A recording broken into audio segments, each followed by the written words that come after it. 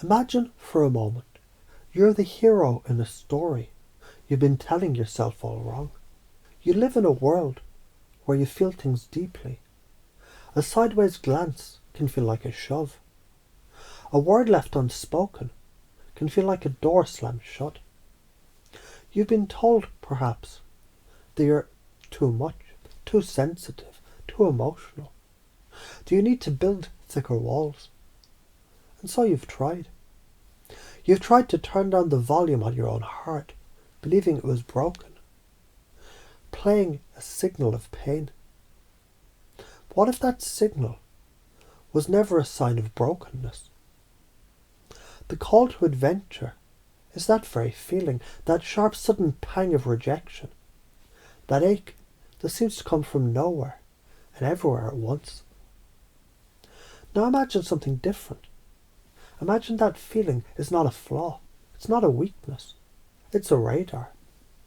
A beautiful, sophisticated, spiritual radar system built right into your soul. Its only job is to keep you safe and guide you home. It pings when it detects energy that's not right for you. It pings when it finds a lie, a hidden intention, a place or a person that's not a true match for the magnificent frequency of who you are. The problem was never the radar. The problem was the instruction manual you were given was written in the wrong language. So the old story whispers, it's safer to stay small. It's safer to believe you're the problem. If you trust this radar, you might be alone. You might be wrong. And so, for a long time, you believed every single ping from your radar was a catastrophe.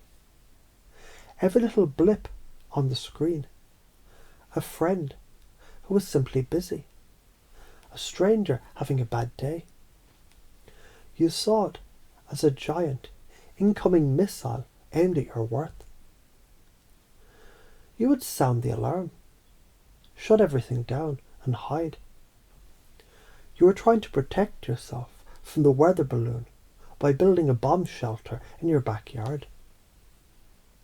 Now a new understanding arrives.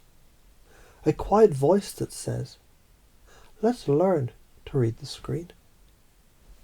The gift is calibration.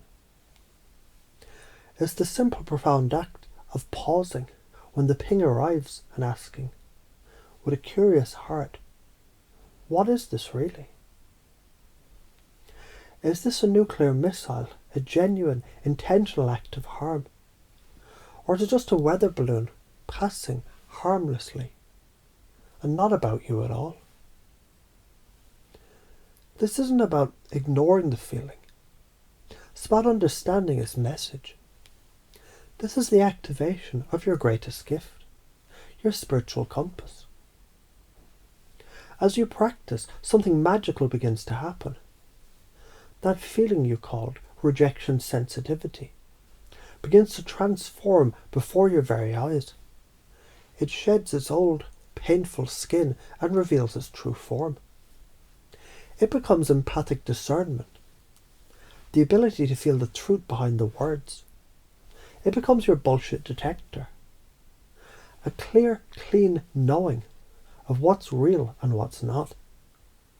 It becomes your spiritual compass, its needle spinning wildly away from what would drain you and pointing firmly, unerringly, toward the people, places and possibilities that feel like sunshine on your soul. The very thing that made you feel weird and different was always a superpower waiting for its name. You weren't being rejected by the world. Your spirit was rejecting what wasn't meant for you. And when you master this, you return to the world, but you're not the same. You walk through life with a quiet confidence, because you're no longer guided by the fear of being hurt, but by the pull of what's true. You attract conversations that feel like coming home. You find work that feels like play for your soul. You build a life that's not a fortress against imagined threats, but a garden for genuine connection. The ramifications of this are profound, a future where your deepest wounds have become your most reliable guides, where the feeling of separation was only ever a misunderstanding just waiting to be healed. And you can already sense how everything's connected in a beautiful, coherent whole when you stop fighting your own nature and start trusting it. The download's complete. The calibration has begun, and your compass is now online.